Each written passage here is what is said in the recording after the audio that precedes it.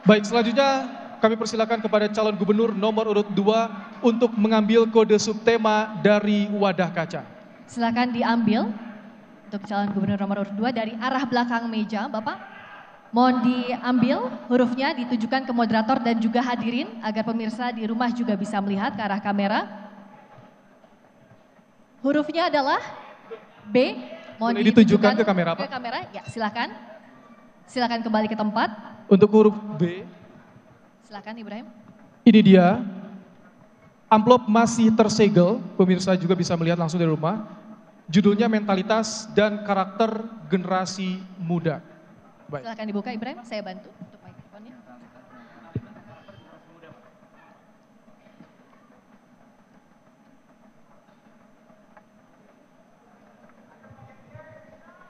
Data Badan Narkotika Nasional tahun 2022, kasus tindak pidana narkoba di Jawa Barat berada di urutan keempat nasional dengan 2.247 kasus yang di dalamnya termasuk generasi muda.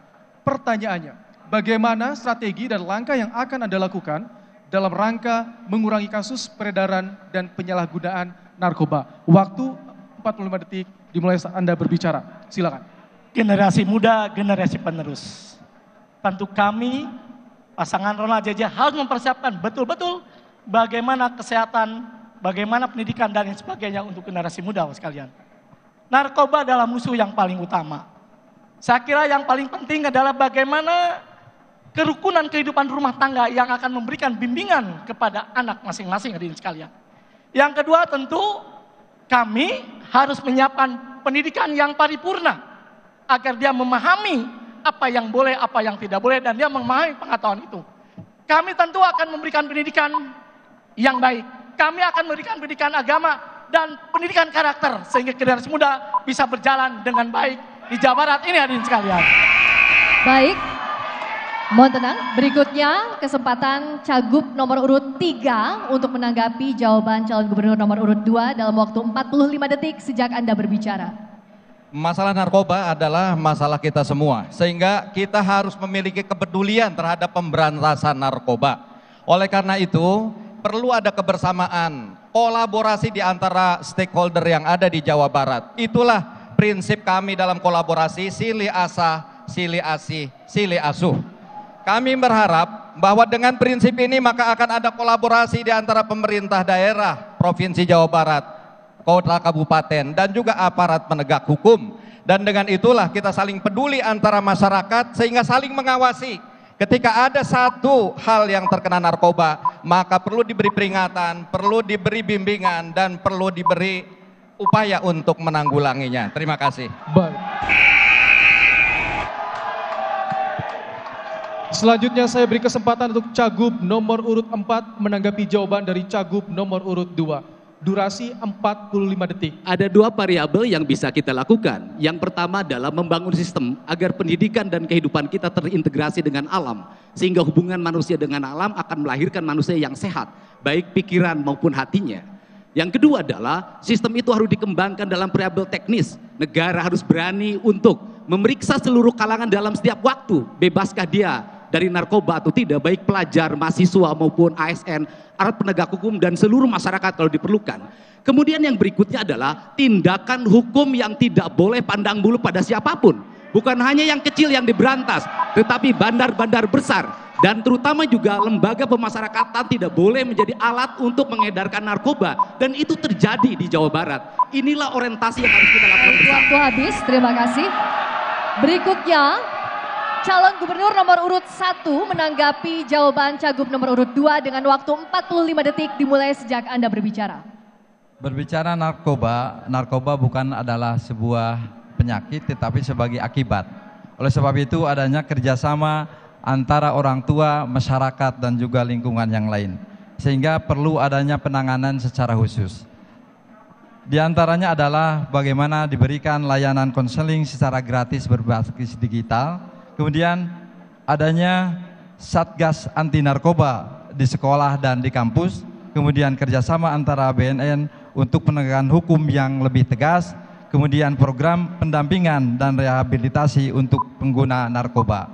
Sehingga apa yang hari ini terjadi di masyarakat narkoba itu luar biasa, ini bisa tertangani dengan baik oleh adanya kerjasama dari... Baik Bapak, terima kasih, waktu Anda sudah habis. Selanjutnya saya beri kesempatan untuk Cagup nomor urut 2 untuk menanggapi kembali jawaban dari seluruh Cagup. Waktu Anda 45 detik, kami persilakan. Sehebat apapun langkah yang akan ditangani menangani narkoba, tanpa fundament yang kuat, pendidikan agama dan karakter itu akan sia-sia. Fundamennya itu hadirin sekalian. Adapun tentu negara hadir, membuat sistem, konseling dan lain sebagainya, saat itu menjadi bagian dalam rangka melengkapi konsep yang sudah ada. Konsep yang paling utama tadi tentang pendidikan agama dan pendidikan karakter. Itulah yang paling fundament, yang paling banyak hal yang perlu dilakukan semua. Dan yang paling utama adalah kehidupan keluarga. Keharmonisan keluarga dalam menjadi patokan bagaimana kehidupan ini akan bisa berjalan dengan baik. Keluarga adalah segala-galanya. Terima kasih. Bila taufiq wal hidayah. Wassalamualaikum warahmatullahi wabarakatuh. Baik. Selanjutnya kami persilakan kepada calon gubernur nomor urut 3 untuk mengambil kode subtema dari wadah kaca. Silakan Bapak diambil dari arah belakang meja. Mohon ditujukan, silakan diambil. Mohon ditujukan ke moderator dan juga hadirin serta pemirsa di rumah agar terlihat bersama. F. Boleh F, ditunjukkan ke kamera dulu Pak? Di kamera Bapak, baik F. Baik. Terima kasih, silakan kembali ke tempat. Silakan untuk diambil dengan kode huruf F. Kode huruf F, reformasi birokrasi yang berkelanjutan, kita lihat bersama. Amplop masih dalam kondisi tersegel. Mohon disimak seksama karena pertanyaan tidak akan kami ulangi. Salah satu permasalahan utama dalam penerapan sistem pemerintahan berbasis elektronik atau SPBE di Jawa Barat adalah masih adanya hambatan dalam integrasi sistem dan layanan publik berbasis teknologi digital. Pertanyaannya, bagaimana langkah konkret Anda untuk mengatasi hambatan integrasi SPBE dalam meningkatkan layanan publik? Waktu Anda menjawab 45 detik dimulai sejak berbicara. Untuk menangani itu, maka diperlukan adanya keterbukaan dan jangan ego sektoral di antara para OPD. Itulah ketika kemudian dibuat sistem yang terintegrasi, insya Allah ini akan bisa lebih mudah untuk dilakukan. Kenapa muncul ego sektoral? Karena berbagai hal yang diantaranya adalah merasa bahwa data itu milik dirinya sehingga tidak boleh di-share kepada yang lain.